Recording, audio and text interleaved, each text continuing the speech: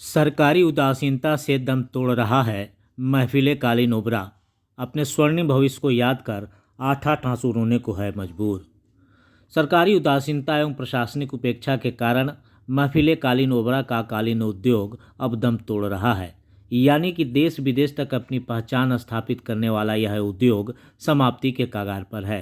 बताया जाता है कि वर्ष 1970 में स्थानीय बुनकरों द्वारा अपने घरों में कालीन की बुनाई की जाती थी और उस वक्त लगभग प्रत्येक घर से लूम के खटखट की आवाज़ सुनाई पड़ती थी और वह इस उद्योग की पहचान बनी। यहाँ की बनी कालीन राष्ट्रपति भवन तक पहुँची और यहाँ के कारीगर मोहम्मद अली वर्ष 1972 में अपनी बुनकरी की कारीगरी के बदौलत राष्ट्रपति पुरस्कार से सम्मानित हुए। राष्ट्रपति पुरस्कार से सम्मान मिलने के बाद यहाँ के कारीगरों के हौसले बुलंद हुए और यहाँ का कालीन उद्योग परवान चढ़ा। लिहाजा इसे बढ़ावा देने के लिए वर्ष 1986 में महफिल-ए-कालीन की स्थापना हुई, जिसके बाद काफ़ी संख्या में इससे कारीगर जुड़ने लगे। हजारों मजदूर इसमें काम करते थे। उस वक्त यहाँ 76 लूम महफिल-ए-कालीन में लगाई गई और 1990 के दशक में यहाँ के कालीन की डिमांड अमेरिका, थाईलैंड, नेपाल व चीन में होने लगी। लगभग 2000 ईस्वी तक महफिल-ए-कालीन का बोलबाला रहा और इसके बाद यहाँ लगातार गिरावट आने लगी, डिमांड कम होने लगे।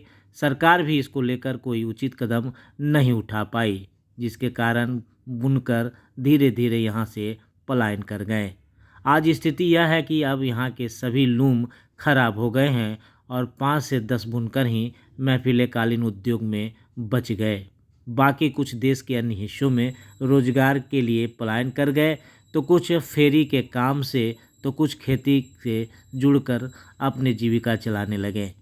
मुख्यमंत्री नीतीश कुमार अपनी सेवा यात्रा के दौरान कालीन उद्योग को देखने आए थे और इसे पुनर्स्थापित करने का आश्वासन भी दिया था, मगर वह आश्वासन हवाई साबित हुआ। इसी वर्ष फरवरी महीने में भी उद्योग मंत्री समीर महासेठ ओबरा के महफिल-ए-कालीन पहुँचे, लेकिन उनके द्वारा भी विभागीय स्तर पर कार्रवाई का आश्वासन दिया गया था। बावजूद इसके उत्थान की दिशा में कोई पहल नहीं की गई।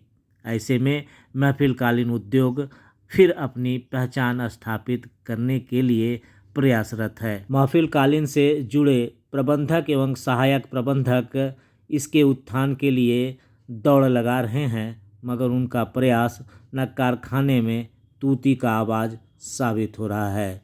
अब पता नहीं इसके दिन कब बहुरेंगे और यहाँ पुनः बुनकर आकर अपने कार्यों से बुनाई करेंगे और कालीन फिर कब प्रसिद्धि पाएगी, यह भविष्य के गर्त में है।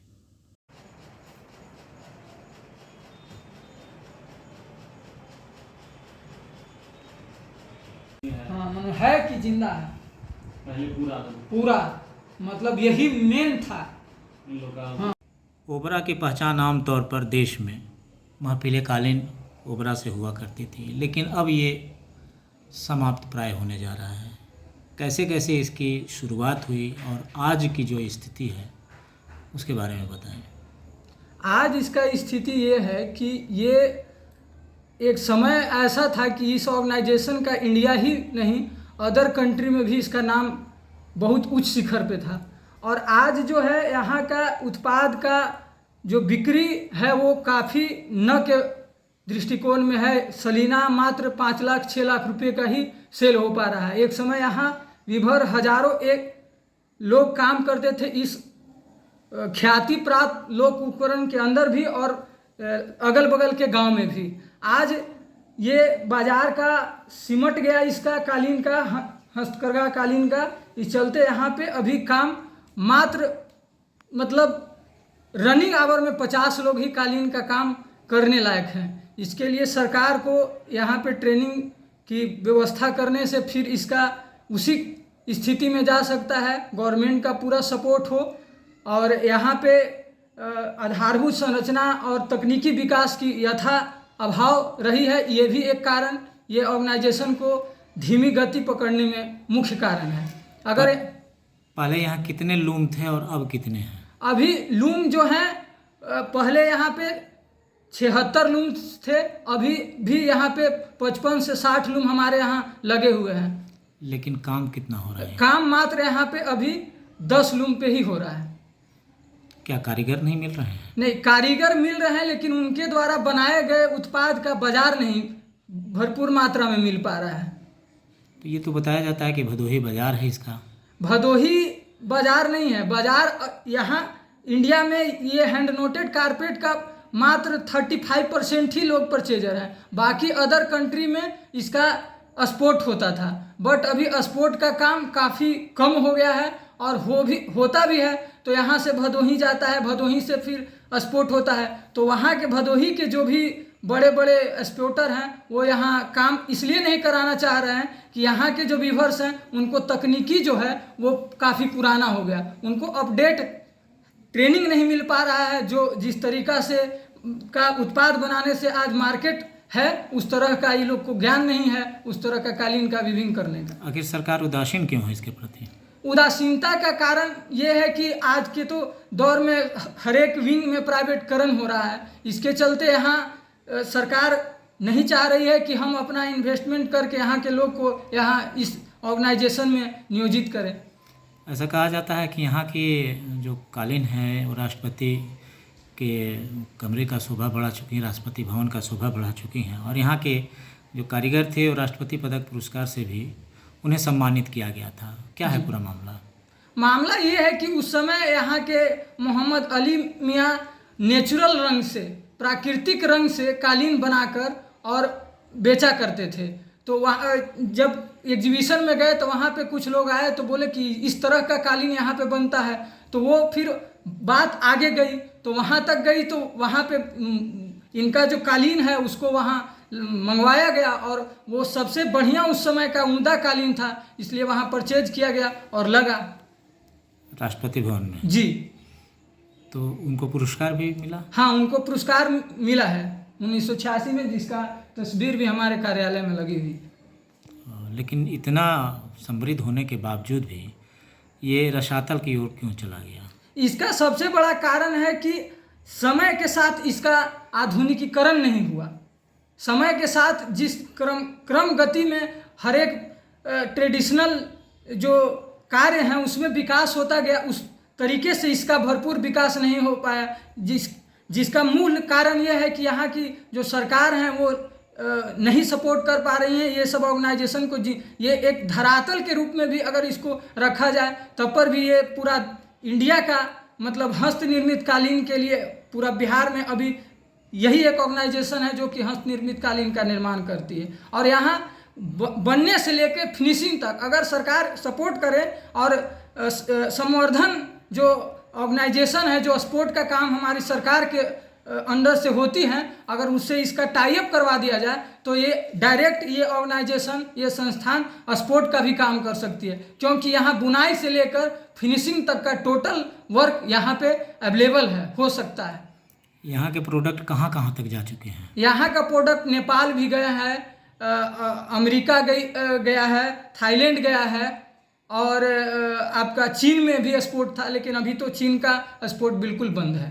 अभी मूल रूप से भदोही के जो भी लोग जॉब वर्क अपने यहाँ भदोही में करवाते हैं उनका नेपाल में जाता है और अमेरिका जाता है, थाईलैंड का, ये 3-4 देश का अभी एक्सपोर्ट चालू है जो कि वहाँ पे जा रहा है बन के, लेकिन वो यहाँ जॉब वर्क नहीं दे पा रहे हैं। वो बोल रहे हैं कि आपका जो यहाँ के कारीगर हैं वो हमारे कालीन के बिनने लायक नहीं हैं, और यहाँ पे 86 में जो ट्रेनिंग लिए हैं लोग वो अब सरप्लस होने के कगार पे हैं, उनको अब जॉब वर्क करने का एक्टिविटी नहीं है। किसी का आंख डैमेज हो रहा है, किसी का फिंगर्स उंगली, क्योंकि मैनुअल है, हाथ से वीविंग होता है, तो ये हाथ से वीविंग होने के चलते उनका हाथ अब उतना काम नहीं कर पा रहा है और नए लोग इससे जुड़ना चाह रहे हैं। हमारे यहाँ तो लोकल एरियाज के बहुत सारे लोग आते हैं कि सर अपने यहाँ ट्रेनिंग का स्कीम होता तो सर हम लोग बेरोजगार भटक रहे हैं, आपके यहाँ सर हम लोग जॉब वर्क करते, काम करते, ट्रेनिंग मिलता। लेकिन हम लोग माननीय तत्कालीन अभी उद्योग मंत्री फरवरी के 12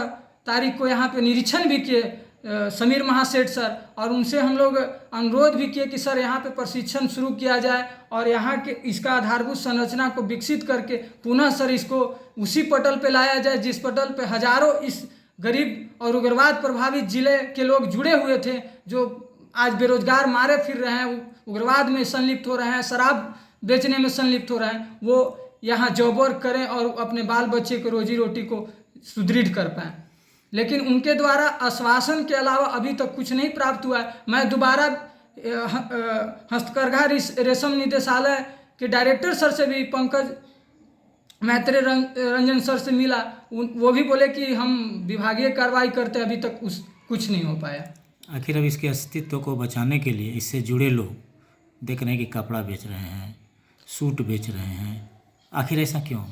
सबसे बड़ा वही है कि हमारे यहाँ उनको हम सतत रोजी रोटी नहीं दे पा रहे हैं। जो अभी कस्टमर आते हैं तो मात्र महीना में 50 मीटर 60 मीटर का भी ऑर्डर नहीं मिल पा रहा है, तो वो उनको मैं कहाँ से काम दूंगा?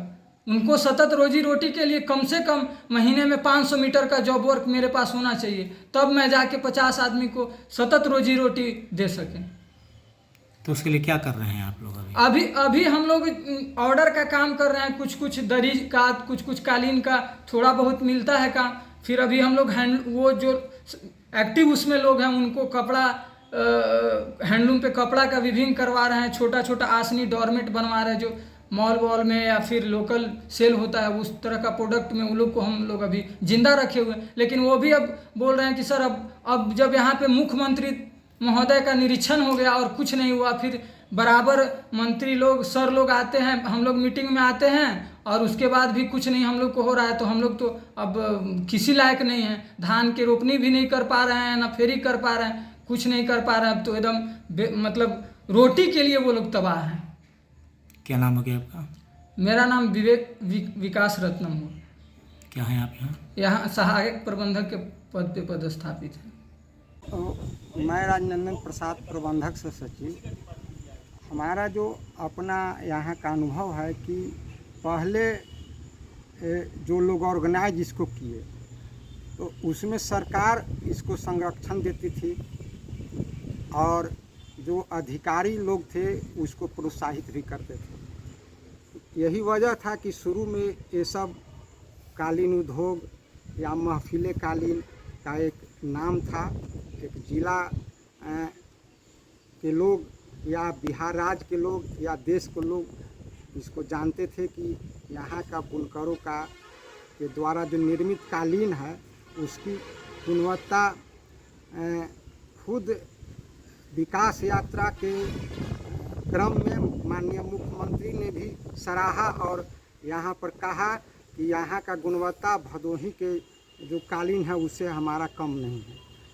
और उन्होंने यहाँ पर आदेश दिया था उच्च अधिकारी को कि इस कालीन उद्योग को नया तकनीकी से लैस करके और ग्रामीण क्षेत्र में जितने भी बुनकर हो उनको सतत रोजी रोटी दिया जाए। परंतु 29/12/11 के उनके आदेश के बाद भी यहाँ कोई भी सरकार का योजना या कोई भी सरकारी वित्तीय लाभ या पूंजीगत लाभ इसको नहीं मिला। नतीजा है कि आज ये मतलब उद्योग जो है से सांस गिन रहा है और यहाँ के जो वर्तमान में 250 बुनकर जो अभी भी इस उद्योग से जुड़े हुए हैं वो पलायन करने के लिए मजबूर हैं। वर्तमान में यहाँ जब तक सरकारी संरक्षण और प्रोत्साहन और कार्यशील पूंजी की व्यवस्था नहीं किया जाएगा इस उद्योग को चलाना नामुमकिन है।